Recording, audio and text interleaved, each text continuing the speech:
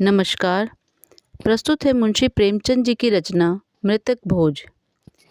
सेठ रामनाथ ने रोगशैय्या पर पड़े पड़े निराशापूर्ण दृष्टि से अपनी स्त्री सुशीला की ओर देखकर कहा, मैं बड़ा अभागा हूँ शीला। मेरे साथ तुम्हें सदैव ही दुख भोगना पड़ा। जब घर में कुछ न था तो रात दिन गृहस्थी के धंधों और बच्चों के लिए मरती थी। जब जरा कुछ संभला और तुम्हारे आराम करने के दिन आए तो यूं छोड़े चला जाता हूँ। आज तक मुझे आशा थी, पर आज वह आशा टूट गई। देखो शीला, रो मत। संसार में सभी मरते हैं, कोई 2 साल आगे, कोई 2 साल पीछे। अब गृहस्थी का भार तुम्हारे ऊपर है। मैंने रुपए नहीं छोड़े, लेकिन जो कुछ है उससे तुम्हारा जीवन किसी तरह कट जाएगा। यह राजा क्यों रो रहा है? सुशीला ने आंसू पोंछकर कहा, जिद्दी हो गया है और क्या। आज सवेरे से रट लगाए हुए है कि मैं मोटर लूँगा। 50 रुपए से कम में आएगी मोटर? सेठ जी को इधर कुछ दिनों से दोनों बालकों पर बहुत स्नेह हो गया था। बोले तो मंगा दो ना एक। बेचारा कब से रो रहा है। क्या क्या अरमान दिल में थे, सब धूल में मिल गए। रानी के लिए विलायती गुड़िया भी मंगा दो। दूसरों के खिलौने देखकर तरसती रहती है। जिस धन को प्राणों से भी प्रिय समझा, वह अंत को डॉक्टरों ने खाया। बच्चे मुझे क्या याद करेंगे कि बाप था। अभागे बाप ने तो धन को लड़के लड़की से प्रिय समझा, कभी पैसे की चीज भी लाकर नहीं दी। अंतिम समय जब संसार की असारता कठोर सत्य बनकर आंखों के सामने खड़ी हो जाती है, तो जो कुछ न किया उसका खेद और जो कुछ किया उस पर पश्चाताप मन को उदार और निष्कपट बना देता है। सुशीला ने राजा को बुलाया और उसे छाती से लगाकर रोने लगी। वह मात्र स्नेह जो पति की कृपणता से भीतर ही भीतर तड़प कर रह जाता था, इस समय जैसे खोल उठा। लेकिन मोटर के लिए रुपए कहाँ थे? सेठ जी ने पूछा, मोटर लोगे बेटा? अपनी अम्मा से रुपए लेकर भैया के साथ चले जाओ, खूब अच्छी मोटर लाना। राजा ने माता के आंसू और पिता का यह स्नेह देखा तो उसका बालहट जैसे पिघल गया। बोला, अभी नहीं लूँगा। सेठ जी ने पूछा, क्यों? जब आप अच्छे हो जाएंगे तब लूँगा। सेठ जी फूट फूट कर रोने लगे। तीसरे दिन सेठ रामनाथ का देहांत हो गया। धनी के जीने से दुख बहुतों को होता है, सुख थोड़ों को। उसके मरने से दुख थोड़ों को होता है और सुख बहुतों को। महाब्राह्मणों की मंडली अलग सुखी है, पंडित जी अलग खुश हैं और शायद बिरादरी के लोग भी प्रसन्न हैं, इसलिए कि एक बराबर का आदमी कम हुआ, दिल से एक कांटा दूर हुआ। और पट्टीदारों का तो पूछना ही क्या। अब वह पुरानी कसर निकालेंगे। हृदय को शीतल करने का ऐसा अवसर बहुत दिनों के बाद मिला। आज 5वां दिन है। ये वह विशाल भवन सूना पड़ा है। लड़के न रोते हैं न हंसते हैं, मन मारे माँ के पास बैठे हैं। और विधवा भविष्य की अपार चिंताओं के भार से दबी हुई निर्जीव सी पड़ी है। घर में जो रुपए बच रहे थे वे दाह क्रिया की भेंट हो गए और अभी सारे संस्कार बाकी पड़े हैं। भगवान कैसे बेड़ा पार लगाएंगे। किसी ने द्वार पर आवाज़ दी। मेहरा ने आकर सेठ धनीराम के आने की सूचना दी। दोनों बालक बाहर दौड़े। सुशीला का मन भी एक क्षण के लिए हरा हो गया। सेठ धनीराम बिरादरी के सरपंच थे। भोला का शुद्ध हृदय सेठ जी की इस कृपा से पुलकित हो उठा। आखिर बिरादरी के मुखिया हैं। ये लोग अनाथों की खोज खबर ना ले तो कौन ले। धन्य है ये पुण्यात्मा लोग जो मुसीबत में दीनों की रक्षा करते हैं। यह सोचती हुई सुशीला घूंघट निकाले बरोठे में आकर खड़ी हो गई। देखा तो धनीराम जी के अतिरिक्त और भी कई सज्जन खड़े हैं। धनीराम जी बोले, बहू जी, भाई रामनाथ की अकाल मृत्यु से हम लोगों को जितना दुख हुआ है वह हमारा दिल ही जानता है। अभी उनकी उम्र ही क्या थी, लेकिन भगवान की इच्छा। अब हमारा यही धर्म है कि ईश्वर पर भरोसा रखें और आगे के लिए कोई राह निकालें। काम ऐसा करना चाहिए कि घर की आबरू भी बनी रहे और भाई जी की आत्मा संतुष्ट भी हो। कुबेरदास ने सुशीला की कनखियों से देखते हुए कहा, मर्यादा बड़ी चीज है, इसकी रक्षा करना हमारा धर्म है।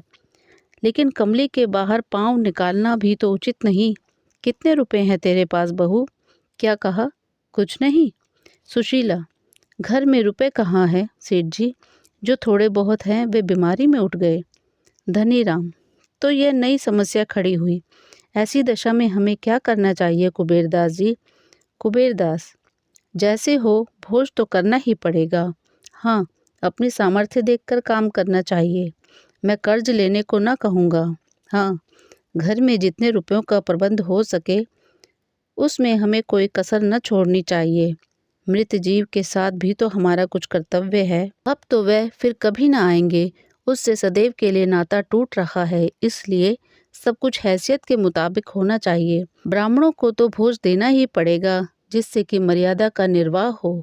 धनीराम: तो क्या तुम्हारे पास कुछ भी नहीं है? बहू जी: 2-4 हजार भी नहीं। सुशीला: मैं आपसे सत्य कहती हूँ, मेरे पास कुछ नहीं है। ऐसे समय झूठ बोलूंगी? धनीराम ने कुबेरदास की ओर अविश्वास से देखकर कहा, तब तो यह मकान बेचना पड़ेगा। कुबेरदास: इसके सिवा और क्या हो सकता है? नाक कटना तो अच्छा नहीं। रामनाथ का कितना नाम था, बिरादरी के स्तंभ थे। यही इस समय एक उपाय है। 10,000 रुपये मेरे आते हैं, सूद बट्टा लगाकर कोई 15,000 रुपये मेरे हो जाएंगे, बाकी भोज में खर्च हो जाएगा। अगर कुछ बच रहा तो बाल बच्चों के काम आ जाएगा। धनीराम: आपके यहाँ कितने पर बंधक रखा था? कुबेरदास: 10,000 रुपये पर, रुपये सैकड़ा सूद। धनीराम: मैंने तो कुछ कम सुना है। कुबेरदास: उसका तो रहन नामा रखा है, जबानी बातचीत थोड़े ही है।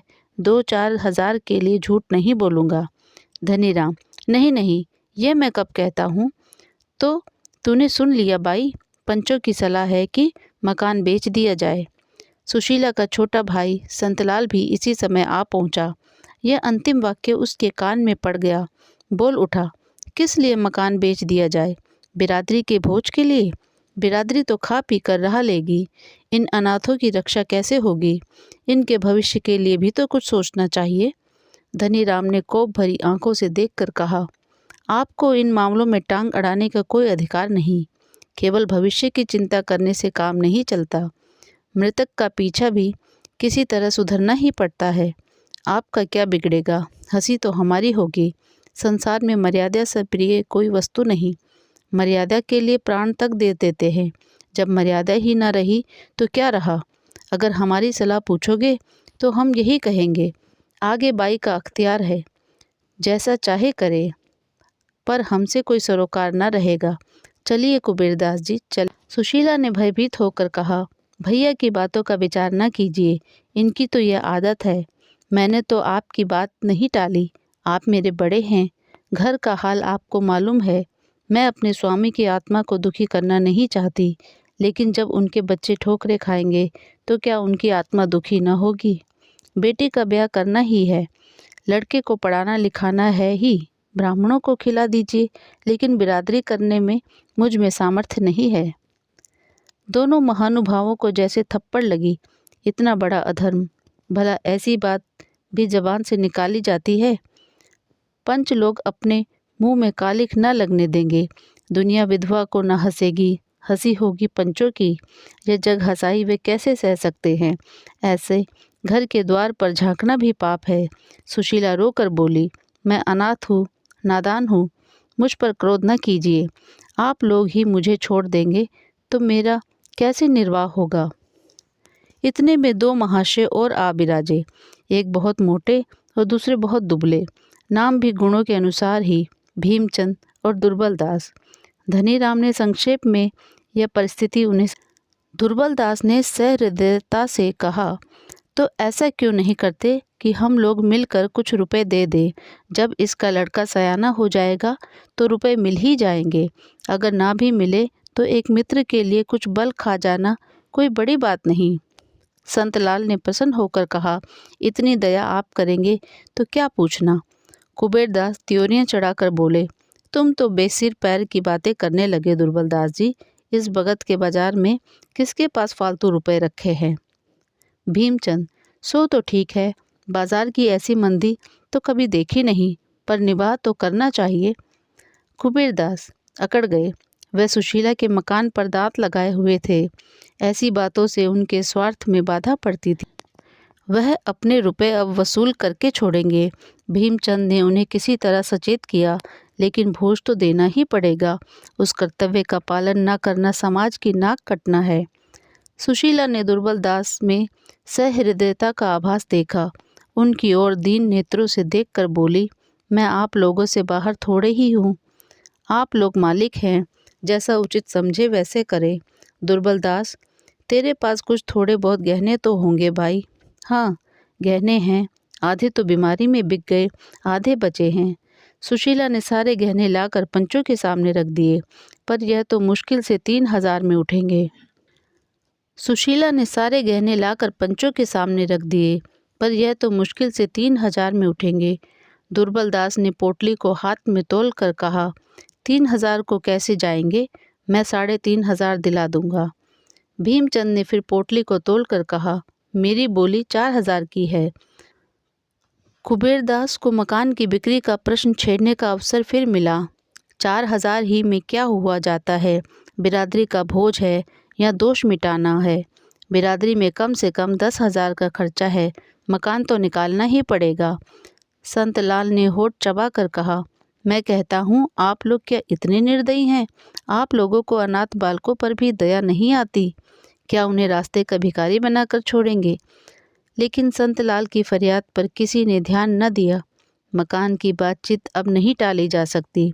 बाजार मंदा है, 30,000 से बेसी नहीं मिल सकते। 15,000 तो कुबेरदास के हैं, 5,000 बचेंगे, 4,000 गहनों से आ जाएंगे। इस तरह 9,000 में बड़ी किफ़ायत से ब्रह्म भोज और बिरादरी भोज दोनों निपटा दिए जाएंगे। सुशीला ने दोनों बालकों को सामने करके करबद्ध होकर कहा, पंचों, मेरे बच्चों का मुख देखिए। मेरे घर में जो कुछ है वह आप सब ले लीजिए, लेकिन मकान छोड़ दीजिए। मुझे कहीं ठिकाना न मिलेगा। मैं आपके पैरों पड़ती हूँ, मकान इस समय न बेचे। इस मूर्खता का क्या जवाब दिया जाए? पंच लोग तो खुद चाहते थे कि मकान न बेचना पड़े। उन्हें अनाथों से कोई दुश्मनी नहीं थी, किंतु बिरादरी का भोज और किस तरह किया जाए? अगर विधवा कम से कम 5,000 रुपये का जुगाड़ और कर दे तो मकान बच सकता है, पर वह ऐसा नहीं कर सकती, तो मकान बेचने के सिवा और कोई उपाय नहीं। कुबेर ने अंत में कहा, देख भाई, बाजार की दशा इस समय बहुत खराब है। रुपए किसी से उधार नहीं मिल सकते। बाल बच्चों के भाग में लिखा होगा तो भगवान और किसी हीले से देगा। हीले रोजी, बहाने मौत। बाल बच्चों की चिंता मत कर। भगवान जिसको जन्म देते हैं उसकी जीविका की जुगत पहले ही से कर देते हैं। हम तुझे समझा कर हार गए। अगर तू अब भी अपना हट न छोड़ेगी तो हम बात भी न पूछेंगे। फिर यहाँ तेरा रहना मुश्किल हो जाएगा। शहर वाले तेरे पीछे पड़ जाएंगे। विधवा सुशीला अब और क्या करती? पंचों से लड़कर वह कैसे रह सकती थी? पानी में रहकर मगर से कौन बैर कर सकता है? घर में जाने के लिए उठी, पर वहीं मूर्छित होकर गिर पड़ी। अभी तक आशा संभाली हुई थी। बच्चों के पालन पोषण में वह अपना वैधव्य भूल सकती थी, पर अब तो अंधकार था चारों ओर। सेठ रामनाथ के मित्रों का उनके घर पर पूरा अधिकार था। मित्रों का अधिकार ना हो तो किसका हो? स्त्री कौन होती है? जब वे इतनी मोटी सी बात नहीं समझती कि बिरादरी करना और धूमधाम से दिल खोल कर करना लाजमी बात है, तो उससे और कुछ कहना व्यर्थ है। गहने कौन खरीदे? भीमचंद 4,000 दाम लगा चुके थे, लेकिन अब उन्हें मालूम हुआ कि उनसे भूल हुई थी। दुर्बलदास ने 3,000 लगाए थे, इसलिए सौदा इन्हीं के साथ हुआ।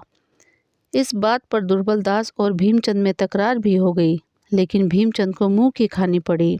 न्याय दुर्बल के पक्ष में था। धनीराम ने कटाक्ष किया, देखो दुर्बलदास, माल तो ले जाते हो, पर 3,000 में बेसी का है। मैं नीति की हत्या न होने दूंगा। कुबेरदास बोले, अजी तो घर ही में ही तो है, कहीं बाहर तो नहीं गया। एक दिन मित्रों की दावत हो जाएगी। इस पर चारों महानुभाव हंसे। इस काम से फुर्सत पाकर अब मकान का प्रश्न उठा। कुबेरदास 30,000 देने पर तैयार थे, पर कानूनी कार्यवाही किए बिना संदेह की गुंजाइश थी। यह गुंजाइश क्यों कर रखी जाए? एक दलाल बुलाया गया। नाटा सा आदमी था, पोपला मुंह, कोई 50 की अवस्था।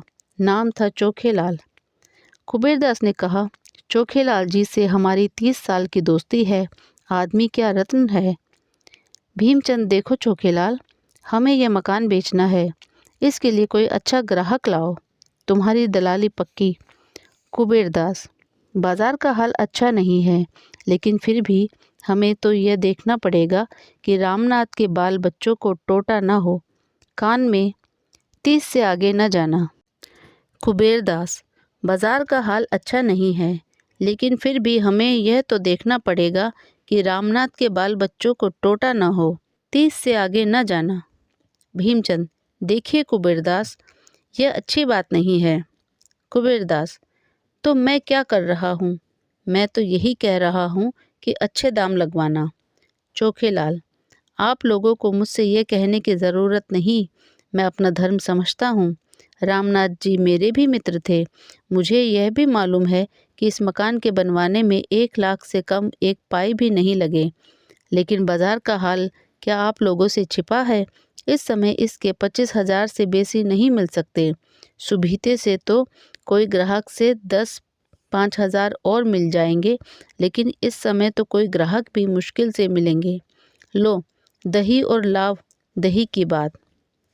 धनीराम, 25,000 रुपये तो बहुत कम है भाई, और न सही 30,000 रुपये तो करा दो। चोखेलाल, 30 क्या, मैं तो 40 करा दूं, पर कोई ग्राहक तो मिले। आप लोग कहते हैं तो मैं 30,000 रुपये की बातचीत करूंगा। धनीराम, जब 30,000 में ही देना है तो कुबेरदास जी ही क्यों न ले लें। इतना सस्ता माल दूसरों को क्यों दिया जाए। कुबेरदास, आप सब लोगों की राय हो तो ऐसा ही कर लिया जाए। धनीराम ने हाँ हाँ कहकर हामी भरी। भीमचंद मन में ऐंठ कर रह गए। यह सौदा भी पक्का हो गया। आज ही वकील ने बेनामा लिखा, तुरंत रजिस्ट्री भी हो गई। सुशीला के सामने बेनामा लाया गया तो उसने एक ठंडी सांस ली और सजल नेत्रों से उस पर हस्ताक्षर कर दिए। अब उसे उसके सिवा और कहीं शरण नहीं है। बेवफा मित्र की भांति यह घर भी सुख के दिनों में साथ देकर दुख के दिनों में उसका साथ छोड़ रहा है। पंच लोग सुशीला के आंगन में बैठे बिरादरी के सिक्के लिख रहे हैं। पंच लोग सुशीला के आंगन में बैठे बिरादरी के रुक्के लिख रहे हैं और अनाथ विधवा ऊपर झरोके पर बैठी भाग्य को रो रही है। इधर रुक्का तैयार हुआ, उधर विधवा की आंखों से आंसू की बूंदें निकलकर रुक्के पर गिर पड़ी। धनीराम ने ऊपर देखकर कहा, पानी का छींटा कहाँ से आया। संतलाल, बाई बैठी रो रही है, उसने रुक्के पर अपने रक्त के आंसुओं की मुहर लगा दी है। धनीराम ऊंचे स्वर में, अरे तो तू रो क्यों रही है बाई? यह रोने का समय नहीं। तुझे तो प्रसन्न होना चाहिए कि पंच लोग तेरे घर में आज ये शुभ कार्य करने के लिए जमा है। जिस पति के साथ तूने इतने दिनों भोग विलास किया, उसी का पीछा सुधारने में तू दुख मानती है। बिरादरी में रुक्का फिरा। इधर 3-4 दिन पंचों ने भोज की तैयारियों में बिताए। घी धनीराम की आड़त से आया, मैदा चीनी की आड़त भी उन्हीं की थी। 5वें दिन प्रातःकाल ब्रह्म भोज हुआ। संध्या समय बिरादरी का जोनार सुशीला के द्वार पर बग्घियों और मोटरों की कतारें खड़ी थी। सुशीला के द्वार पर बग्घियों और मोटरों की कतारें खड़ी थी। भीतर मेहमानों की पंगतें थी। आंगन, बैठक, दालान, बरोठा, ऊपर की छत, नीचे ऊपर मेहमानों से भरा हुआ था। लोग भोजन करते और पंचों को सराहते थे। खर्च तो सभी करते हैं, पर इंतजाम का सलीका चाहिए। ऐसे स्वादिष्ट पदार्थ बहुत कम खाने में आते हैं। सेठ चंपाराम के भोज के बाद ऐसा भोज रामनाथ जी का ही हुआ है। अमरतियाँ कैसी कुरकुरी हैं, रसगुल्ले मेवों से भरे हैं। सारा श्रेय पंचों को है। धनीराम ने नम्रता से कहा, आप भाइयों की दया है जो ऐसा कहते हो। रामनाथ से भाईचारे का व्यवहार था, हम न करते तो कौन करता। 4 दिन से सोना नसीब नहीं हुआ। आप धन्य हैं, मित्र हो तो ऐसे हो। क्या बात है, आपने रामनाथ जी का नाम रख लिया। बिरादरी यही खाना खिलाना देखती है, रोकड़ देखने नहीं जाती। मेहमान लोग बखान बखान कर माल उड़ा रहे थे। मेहमान लोग बखान बखान कर माल उड़ा रहे हैं और उधर कोठरी में बैठी हुई सुशीला सोच रही थी, संसार में ऐसे स्वार्थी लोग हैं। सारा संसार स्वार्थमय हो गया। सब पेटों पर हाथ फेर फेर कर भोजन कर रहे हैं। कोई इतना भी नहीं पूछता कि अनाथों के लिए कुछ बचा या नहीं। 1 महीना गुजर गया। सुशीला को एक एक पैसे की तंगी हो रही थी। नकद था ही नहीं, गहने निकल ही गए थे। अब थोड़े से बर्तन बच रहे हैं। उधर छोटे छोटे बहुत से बिल चुकाने थे। कुछ रुपए डॉक्टर के, कुछ दर्जी के, कुछ बनियों के। सुशीला को ये रकमें घर का बचा कुचा सामान बेचकर चुकानी पड़ी और महीना पूरा होते होते उसके पास कुछ न बचा। बेचारा संतलाल एक दुकान पर मुनीम था। कभी कभी वह आकर एक आध रुपए दे देता। इधर खर्च का हाथ फैला हुआ था। लड़के अवस्था को समझते थे, माँ को छेड़ते न थे, पर मकान के सामने से कोई खोंचे वाला निकल जाता और वे दूसरे लड़कों को फल या मिठाई खाते देखते तो उनके मुंह में पानी भरकर आंखों में भर जाता था। ऐसी ललचाई हुई आंखों से ताकते थे कि दया आती। वही बच्चे जो थोड़े दिन पहले मेवे मिठाई की ओर ताकते न थे, अब एक एक पैसे की चीज को तरसते थे। वही सज्जन जिन्होंने बिरादरी का भोज करवाया था, अब घर के सामने से निकल जाते, पर कोई झांकता न था। शाम हो गई थी। सुशीला चूल्हा जलाए रोटियां सेक रही थी और दोनों बालक चूल्हे के पास रोटियों को शुद्धित नेत्रों से देख रहे थे। चूल्हे के दूसरे एले पर दाल थी। दाल के पकने का इंतजार था। लड़की 11 साल की थी, लड़का 8 साल का। मोहन अधीर होकर बोला, अम्मा मुझे रूखी रोटियां ही दे दे, बड़ी भूख लगी है। सुशीला, अभी दाल कच्ची है भैया। रेवती, मेरे पास एक पैसा है, मैं उसका दही लिए आती हूँ। सुशीला, तूने पैसा कहाँ पाया? रेवती, मुझे कल अपनी गुड़ियों की पिटारी में मिल गया था। सुशीला, लेकिन जल्द आइयो। रेवती दौड़कर बाहर गई और थोड़ी देर में एक पत्ते पर जरा सा दही ले आई। माँ ने रोटी सेक कर दे दी। दही से खाने लगा। आम लड़कों की भांति वह भी स्वार्थी था। बहन ने पूछा भी नहीं। सुशीला ने कड़ी आंखों से देखकर कहा, बहन को भी दे दे, अकेला ही खा जाएगा। मोहन लज्जित हो गया। उसकी आंखें डबडबा आई। रेवती बोली, नहीं अम्मा, कितना मिला ही है। तुम खाओ मोहन, तुम्हें जल्दी नींद आ जाती है। मैं तो दाल पक जाएगी तो खाऊंगी। उसी वक्त दो आदमियों ने आवाज़ दी। रेवती ने बाहर जाकर पूछा। यह सेठ कुबेरदास के आदमी थे, मकान खाली कराने आए थे। क्रोध से सुशीला की आंखें लाल हो गई।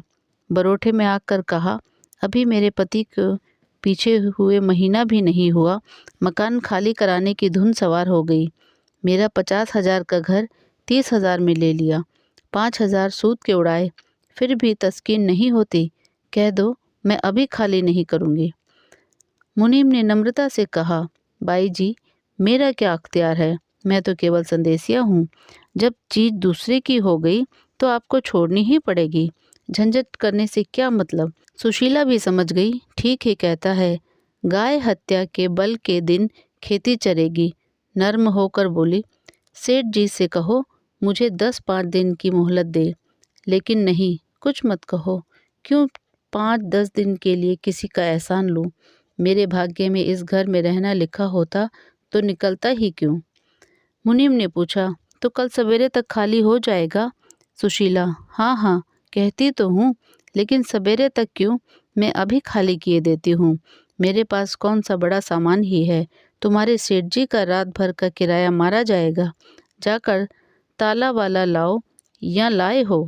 मुनीम, ऐसी क्या जल्दी है भाई, कल सावधानी से खाली कर दीजिएगा। सुशीला, कल का झगड़ा क्यों रखूं मुनीम जी, आप जाइए, ताला लाकर डाल दीजिए। यह कहती हुई सुशीला अंदर गई। बच्चों को भोजन कराया। एक रोटी आप किसी तरह निगली, बर्तन धोए, फिर एक इक्का मंगाकर उस पर अपना मुख्तसर सामान लादा और भारी हृदय से उस घर से हमेशा के लिए विदा हो गई। जिस वक्त यह घर बनवाया था, मन में कितनी उमंगें थी। इसके प्रवेश में कई हजार ब्राह्मणों का भोज हुआ था। सुशीला को इतनी दौड़ धूप करनी पड़ी थी। वह महीने भर बीमार रही थी। इसी घर में उसके 2 लड़के मरे थे। यही उसका पति मरा था। मरने वाले की स्मृतियों ने उसकी एक एक ईंट को पवित्र कर दिया था। एक एक पत्थर मानो उसके हर्ष से खुशी और उसके शोक से दुखी होता था। वह घर आज उससे छूटा जा रहा है। उसने रात एक पड़ोसी के घर में काटी और दूसरे दिन 10 रुपये महीने पर एक गली में दूसरा मकान ले लिया। इस नए कमरे में इन अनाथों ने 3 महीने जिस कष्ट से काटे वह समझने वाले ही समझ सकते हैं। भला हो बेचारे संतलाल का, वह 10-5 रुपए से मदद कर दिया करता था। अगर सुशीला दरिद्र घर की होती तो पिसाई करती, कपड़े सीती, किसी के घर में टहल करती, पर जिन कामों को बिरादरी नीचा समझती है उनका सहारा कैसे लेती। नहीं तो लोग कहते यह सेठ रामनाथ की स्त्री है, उस नाम को भी तो लाज रखनी है। समाज के चक्रव्यूह से किसी तरह तो छुटकारा नहीं होता। लड़की के 2-1 गहने बच रहे थे, वह भी बिक गए। जब रोटियों ही के लाले हों तो घर का किराया कहाँ से आता। 3 महीने के बाद घर का मालिक, जो उसी बिरादरी का एक प्रतिष्ठित व्यक्ति था, जिसने मृतक भोज में खूब बढ़ चढ़ कर हाथ मारे थे, अधीर हो उठा। बेचारा कितना धैर्य रखता। 30 रुपए का मामला है, रुपए 8 आने की बात नहीं है। इतनी बड़ी रकम नहीं छोड़ी जाती। आखिर एक दिन सेठ जी ने आकर लाल लाल आंखें करके कहा, अगर तू किराया नहीं दे सकती तो घर खाली कर दे। मैंने बिरादरी के नाते इतनी मुरव्वत की, अब किसी तरह काम नहीं चल सकता। सुशीला बोली, सेठ जी मेरे पास रुपए होते तो पहले आपका किराया देकर तब पानी पीती। आपने इतनी मुरव्वत की, इसके लिए मेरा सिर आपके चरणों पर है, लेकिन अभी मैं बिल्कुल खाली हाथ हूँ। यह समझ लीजिए कि एक भाई के बाल बच्चों की परवरिश कर रहे हैं, और क्या कहूँ। सेठ, चल चल, इस तरह की बातें बहुत सुन चुका। बिरादरी का आदमी है तो उसे चूस लो। कोई मुसलमान होता तो उसे चुपके से महीने महीने दे देती, नहीं तो उसने निकाल कर बाहर किया होता। मैं बिरादरी का हूँ, इसलिए मुझे किराया देने का दरकार नहीं, मुझे मांगना ही नहीं चाहिए। यही तो बिरादरी के साथ करना चाहिए। इसी समय रेवती भी आकर खड़ी हो गई। सेठ जी ने उसे सिर से पांव तक देखा और तब किसी कारण से बोले, अच्छा, यह लड़की तो सयानी हो गई, कहीं इसकी सगाई की बातचीत नहीं की। रेवती तुरंत भाग गई।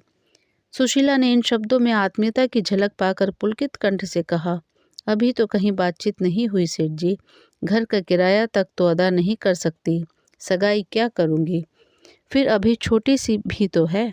सेठ जी ने तुरंत शास्त्रों का आधार दिया। कन्याओं के विवाह की यही अवस्था है। धर्म को कभी नहीं छोड़ना चाहिए। किराए की कोई बात नहीं है। हमें क्या मालूम था कि सेठ रामनाथ के परिवार की यह दशा है। सुशीला, तो आपकी निगाह में कोई अच्छा घर है? यह तो आप जानते ही हैं, मेरे पास लेने देने को कुछ नहीं है। झाबरमल, इन सेठ जी का यही नाम था। लेने देने का कोई झगड़ा नहीं होगा। बाई जी, ऐसा घर है कि लड़की आजीवन सुखी रहेगी, लड़का भी तो उसके साथ रह सकता है। कुल का सच्चा, हर तरह से संपन्न परिवार है। हाँ, वह दोहाजू दूजवर है। सुशीला, उम्र अच्छी होनी चाहिए, दोहाजू होने से क्या होता है। झाबरमल, उम्र भी कुछ ज़्यादा नहीं, अभी 40वां ही साल है उसका, पर देखने में अच्छा हष्टपुष्ट है। मर्द की उम्र उसका भोजन है। बस यह समझ लो कि परिवार का उद्धार हो जाएगा। सुशीला ने अनिच्छा के भाव से कहा, अच्छा, मैं सोच कर जवाब दूंगी। एक बार मुझे दिखा देना। झाबरमल, दिखाने को कहीं नहीं जाना है बाई, वह तो तेरे सामने ही खड़ा है। सुशीला ने घृणापूर्ण नेत्रों से उसकी ओर देखा। इस 50 साल के बुढ़े की यह हवस, छाती का मांस लटक कर नाभि तक आ पहुंचा है, फिर भी विवाह की धुन सवार है। यह दुष्ट समझता है कि प्रलोभनों में पड़कर मैं अपनी लड़की उसके गले बांध दूंगी। वह अपनी बेटी को आजीवन कंवारी रखेगी, पर ऐसे मृतक से विवाह करके उसका जीवन नष्ट न करेगी। पर उसने अपने क्रोध को शांत किया। समय का फेर है, नहीं तो ऐसों को उससे ऐसा प्रस्ताव करने का साहस ही क्यों होता। बोली, आपकी इस कृपा के लिए आपको धन्यवाद देती हूँ सेठ जी, पर मैं कन्या का विवाह आपसे नहीं कर सकती। झाबरमल, तो और क्या तू समझती है कि तेरी कन्या के लिए बिरादरी में कोई कुमार मिल जाएगा। सुशीला, मेरी लड़की कंवारी रहेगी। झाबरमल, और रामनाथ जी के नाम को कलंकित करेगी। सुशीला, तुम्हें मुझसे ऐसी बातें करते लाज नहीं आती। नाम के लिए घर खोया, संपत्ति खोई, पर कन्या कुएं में नहीं डुबा सकती। झाबरमल, तो मेरा किराया दे दे। सुशीला, अभी मेरे पास रुपए नहीं है। झाबरमल ने भीतर घुसकर गृहस्थ की एक एक वस्तु निकालकर गली में फेंक दी। घड़ा फूट गया, मटके फूट गए, संदूक के कपड़े बिखर गए। सुशीला ने तटस्थ खड़ी अपने अधीन की यह क्रूर क्रीड़ा देखती रही। घर का यूं तो विध्वंस करके झावरमल ने घर में ताला डाल दिया और अदालत में रुपए वसूल करने की धमकी देकर चले गए। बड़ों के पास धन होता है, छोटों के पास हृदय होता है। धन से बड़े बड़े व्यापार होते हैं, बड़े बड़े महल बनते हैं, नौकर चाकर होते हैं, सवारी शिकारी होती है। हृदय से संवेदना होती है और आंसू निकलते हैं। उसी मकान से मिली हुई एक साग भाजी बेचने वाली खटकिन की दुकान थी। वृद्धा विधवा निपुती स्त्री थी। बाहर से आग, भीतर से पानी झाबरमल को सैकड़ों सुनाई और सुशीला की एक एक चीज उठाकर अपने घर में ले गई। मेरे घर में रहो बहू, मुरैवत में आ गई, नहीं तो उसकी मूछें उखाड़ लेती। मौत सिर पर नाच रही है, आगे नाथ न पीछे पगहा, और धन के पीछे मरा जाता है, जाने छाती पर लाद कर ले जाएगा। तुम चलो मेरे घर में रहो, मेरे यहाँ किसी बात का खटका नहीं, बस मैं अकेली हूँ, एक टुकड़ा मुझे भी दे देना। सुशीला ने डरते डरते कहा, माता मेरे पास सेर भर आटे के सिवा और कुछ नहीं है, मैं तुम्हें किराया कहाँ से दूंगी। बुढ़िया ने कहा, मैं झाबरमल नहीं हूँ बहू, न कुबेरदास हूँ। मैं तो समझती हूँ जिंदगी में सुख भी है दुख भी है। सुख में इतराओ मत, दुख में घबराओ मत। तुम्ही से 4 पैसे कमा कर अपना पेट पालती हूँ। तुम्हें उस दिन भी देखा था जब तुम महल में रहती थी, और आज भी देख रही हूँ जब तुम अनाथ हो। जो मिजाज तब था वही अब है। मेरे धन्य भाग कि तुम मेरे घर में आओ। मेरी आंखें फूटी हैं जो मुझसे किराया मांगने जाऊंगी। इन सांत्वना से भरे हुए शब्दों ने सुशीला के हृदय का बोझ हल्का कर दिया। उसने देखा, सच्ची सज्जनता भी दरिद्रों और नीचों ही के पास रहती है। बड़ों की दया भी होती है और अहंकार का दूसरा रूप। इस खटकिन के साथ रहते हुए सुशीला को 6 महीने हो गए। सुशीला को उससे दिन दिन स्नेह बढ़ता जाता। वह जो कुछ पाती लाकर सुशीला के हाथ में रख देती। दोनों बालक उसकी 2 आंखें थी। मजाल न थी कि पड़ोस का कोई आदमी उन्हें कड़ी आंखों से देख ले। बुढ़िया दुनिया सिर पर उठा लेती। संतलाल हर महीने कुछ न कुछ दे दिया करता था, इससे रोटी दाल चली जाती थी। कार्तिक का महीना था, ज्वर का प्रकोप हो रहा था। मोहन एक दिन खेलता कूदता बीमार पड़ गया और 3 दिन तक अचेत पड़ा रहा। ज्वर इतने जोर का था कि पास खड़े रहने से लपट सी निकलती थी। बुढ़िया ओझे सयानों के पास दौड़ती फिरती थी, पर ज्वर उतरने का नाम न लेता था। सुशीला को भय हो रहा था, ये टाइफाइड है, इससे उसके प्राण सूख रहे थे। चौथे दिन उसने रेवती से कहा, बेटी तूने बड़े पंच जी का घर तो देखा है, जाकर उनसे कह भैया बीमार हैं, कोई डॉक्टर भेज दे। रेवती को कहने भर की देरी थी। दौड़ती हुई सेठ कुबेरदास के पास गई। कुबेरदास बोले, डॉक्टर की फीस 16 रुपये है, तेरी माँ दे देगी। रेवती ने निराश होकर कहा, अम्मा के पास रुपए कहाँ है। कुबेरदास, तो फिर किस मुंह से मेरे डॉक्टर को बुलाती है। तेरा मामा कहाँ है, उनसे जाकर कह सेवा समिति से कोई डॉक्टर बुला ले जाए, नहीं तो खैराती अस्पताल में क्यों नहीं लड़के को ले जाती। या अभी वही पुरानी बू समाई हुई है। कैसी मूर्ख स्त्री है। घर समझती होगी फीस पंच जी दे देंगे। पंच जी क्यों फीस दें। बिरादरी का धन धर्म कार्य के लिए है, यूं उड़ाने के लिए नहीं है। रेवती माँ के पास लौटी, पर जो कुछ सुना था वह उससे न कह सकी। घाव पर नमक क्यों छिड़के, बहाना कर दिया। बड़े पंच जी कहीं गए हैं। सुशीला, तो मुनीम से क्यों नहीं कहा। यहाँ क्या कोई मिठाई खाए जाता था जो दौड़ी चली आई। इसी वक्त संतलाल एक वैद्य जी को लेकर आ पहुंचा। वैद्य भी एक दिन आकर दूसरे दिन न लौटे। सेवा समिति के डॉक्टर भी 2 दिन बड़ी मिन्नतों से आए, फिर उन्हें भी अवकाश न रहा और मोहन की दशा दिनों दिन बिगड़ती जाती थी। महीना बीत गया, पर ज्वर ऐसा चढ़ा कि एक क्षण के लिए भी न उतरा। उसका चेहरा इतना सूख गया था कि देखकर दया आती थी। न कुछ बोलता न कहता, यहाँ तक कि करवट भी न बदल सकता था। पड़े पड़े देह की खाल फट गई, सिर के बाल गिर गए, हाथ पांव लकड़ी हो गए। संतलाल काम से छुट्टी पाता तो आ जाता, पर इससे क्या होता है, तीमारदारी दवा तो नहीं है। एक दिन संध्या समय उसके हाथ ठंडे हो गए। माता के प्राण पहले ही से सूखे हुए थे। यह हाल देखकर रोने पीटने लगी। मिन्नतें तो बहुतेरी हो चुकी थी। रोती हुई मोहन की खाट के 7 फेरे करके हाथ बांधकर बोली, भगवान, यही मेरे जन्म की कमाई है। अपना सर्वस्व खोकर भी मैं बालक को छाती से लगाए हुए संतुष्ट थी, लेकिन ये चोट न सही जाएगी। तुम इसे अच्छा कर दो, इसके बदले मुझे उठा लो। बस मैं यही दया चाहती हूँ, दया मैं। संसार के रहस्य को कौन समझ सकता है? क्या हम में से बहुतों को यह अनुभव नहीं कि जिस दिन हमने बेईमानी करके कुछ रकम उड़ाई, उसी दिन उस रकम का दुगना नुकसान हो गया। सुशीला को उसी दिन रात को ज्वर आ गया और उसी दिन मोहन का ज्वर उतर गया। बच्चे की सेवा शुश्रूषा में आधी तो यूं ही रह गई थी। इस बीमारी ने ऐसा पकड़ा कि फिर न छोड़ा। मालूम नहीं देवता बैठे सुन रहे थे या क्या। उसकी याचना अक्षरशः पूरी हुई। 15वें दिन मोहन चारपाई से उठकर माँ के पास आया और उसकी छाती पर सिर रखकर रोने लगा। माता ने उसके गले में बाहें डालकर उसे छाती से लगा लिया और बोली, क्यों रोते हो बेटा? मैं अच्छी हो जाऊंगी। अब मुझे क्या चिंता? भगवान पालने वाले हैं, वही तुम्हारे रक्षक हैं, वही तुम्हारे पिता हैं। अब मैं सब तरफ से निश्चिंत हूँ, जल्द अच्छी हो जाऊंगी। मोहन बोला, जिया तो कहती है अम्मा अब न अच्छी होगी। सुशीला ने बालक का चुम्बन लेकर कहा, जिया पगली है, उसे कहने दो। मैं तुम्हें छोड़कर कहीं न जाऊंगी, मैं सदा तुम्हारे साथ रहूंगी। हाँ, जिस दिन तुम कोई अपराध करोगे, किसी की कोई चीज़ उठा लोगे, उसी दिन मैं मर जाऊंगी। मोहन ने प्रसन्न होकर कहा, तो तुम मेरे पास से कभी नहीं जाओगी माँ? सुशीला ने कहा, कभी नहीं बेटा, कभी नहीं। उसी रात को दुख और विपत्ति की मारी हुई यह अनाथ विधवा दोनों अनाथ बालकों को भगवान पर छोड़कर परलोक सिधार गई। इस घटना को 3 साल हो गए हैं। मोहन और रेवती दोनों उसी वृद्धा के पास रहते हैं। बुढ़िया माँ तो नहीं है, लेकिन माँ से बढ़कर है। रोज मोहन को रात को रखी हुई रोटियां खिलाकर गुरुजी की पाठशाला में पहुंचा आती है। छुट्टी के समय जाकर लिवा आती है। रेवती का अब 14वां साल है।